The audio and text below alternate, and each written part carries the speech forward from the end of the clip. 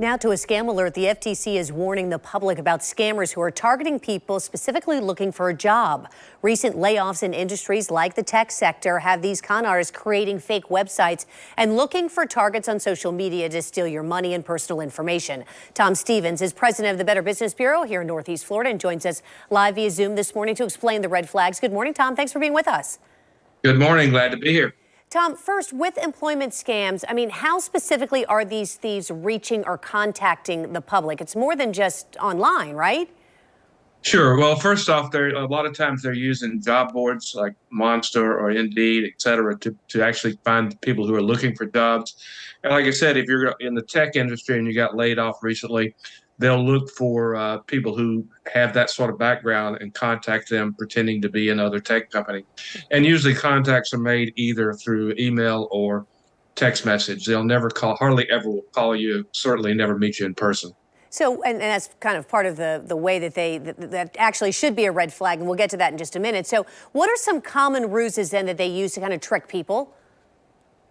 Offering a salary that is higher than the job would normally provide, and maybe less hours than you normally would have to work to get that sort of money. In other words, something that sounds too good to be true. And actually, of course, it is too good to be true. Yeah. And so what are they after? Is this about personal information so that they can use it to maybe steal that person's identity, or they just want money?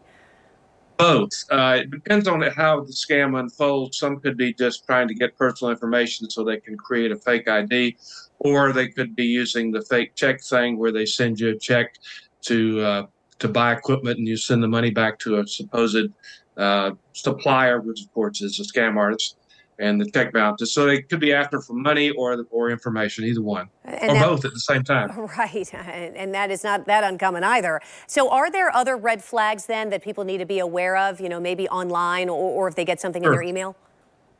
Well, number one, you should probably almost never click on a link that comes to you in a blind email on one that you didn't expect to get. But if you go to a website and you see some things like bad grammar or misspelled words or things that just don't quite look right, doesn't look professional, that's probably a good red flag that there may be something wrong with that website. It may be a scam. So yeah, that's one of two things. Yeah, and maybe and if they send you an email from a personal email account, like a Gmail account, that's a red flag for sure. Yeah, for sure. So as it turns out, Tom, this week is Identity Theft Awareness Week. So the Attorney General is warning consumers about taking certain steps to avoid identity theft. Can you explain a little bit, what things that we all should be doing? So many people at home often say, I'll never fall for a scam. But the reality is there's things that we can do just to make sure that nobody has our personal information.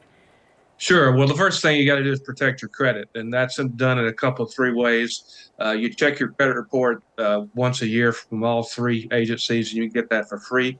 You check your credit card statements at least monthly, and you can put a credit freeze on your credit reports, and that keeps somebody from opening a new account in your name. So from the credit standpoint, that's the things you need to do.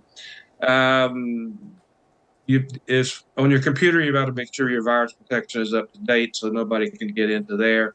And you should not provide your personal information to anyone unless you initiate the contact. That's the best way to say it. And very quickly, Tom, I know that we have talked about this previously, but as you pointed out to me, in fact, when we spoke yesterday, online purchase scams are rampant in our area and around our area. Would you explain how they work? Usually it starts out with an ad on social media of some kind, and it's either a fashion item or shoes or clothing or nutraceuticals, et cetera. And you click on that ad and order it, and you've just thrown your money away because it will almost never show up, or if it does, it will be completely unlike what it was advertised to be. And we see those just rampant all the time. People that, usually the losses aren't very large, they're less than $100. But if some can be very, very large. And then you get into pet scams that are also online purchase scams, and you spend a lot of money there. Yeah, if the price just doesn't seem right and it's too good to be true, it always is. You tell us that all the time. We just can't say it enough. Tom Stevens with the Better Business Bureau. Thanks for your Thank you. time this morning. My pleasure.